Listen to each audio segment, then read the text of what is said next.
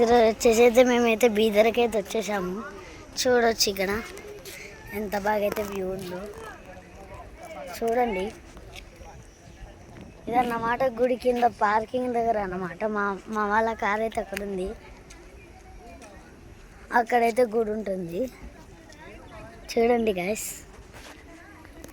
అక్కడ మీకు కర్ర లాంటిది కనిపిస్తుంది కదా, దాని పక్కనే ఉంటుంది. అక్కడ తోరణం ఉంది.